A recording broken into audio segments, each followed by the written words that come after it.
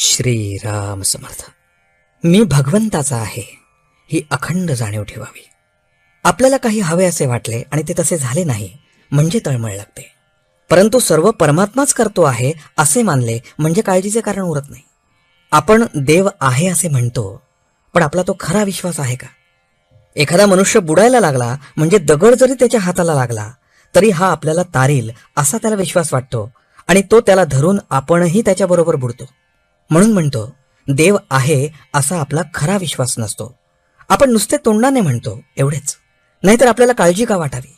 प्रत्यक्ष देव पुढे उभा राहिला तरी आपल्या मागची काळजी आणि सुखदुःख संपणार नाहीत. याचे कारण म्हणजे परमेश्वरावरचा आपला विश्वासच डळमळीत असतो. वास्तविक परमेश्वराची इच्छा प्रमाण मानल्यावर सुखदुःख मानण्याचे कारण नाही. परमेश्वर सर्वव्यापी आहे. तो जसा माझ्यात आहे तसा दुसऱ्यातही आहे. म्हणून दुसऱ्याने काहीही केले तरी आपल्याला त्याबद्दल काही वाटण्याचे कारण नाही.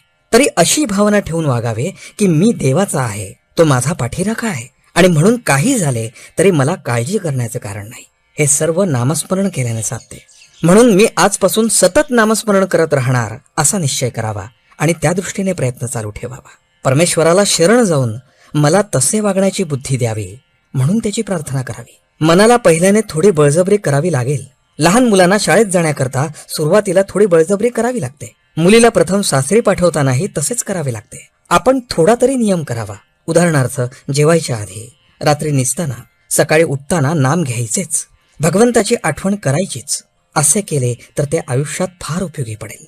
प्रपंचाचा प्रयत्न आज जो चालू आहे तसाच करत जावा, पण मला भगवंत हवा असे म्हणत जावे. मनामध्ये भगवंताची आस ठेवावी म्हणजे ती हळूहळू वाढत जाईल आणि तिचे पर्यवसान ध्यासामध्ये होईल.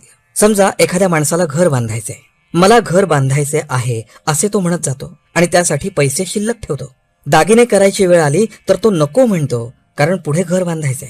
हे जसे खरे त्याचप्रमाणे भगवंत मला हवा असे नुसते म्हणत गेल्याने देखील मनुष्य निव्वळ प्रपंचातच गुरफटून न जाता विषय बेताने भोगेल.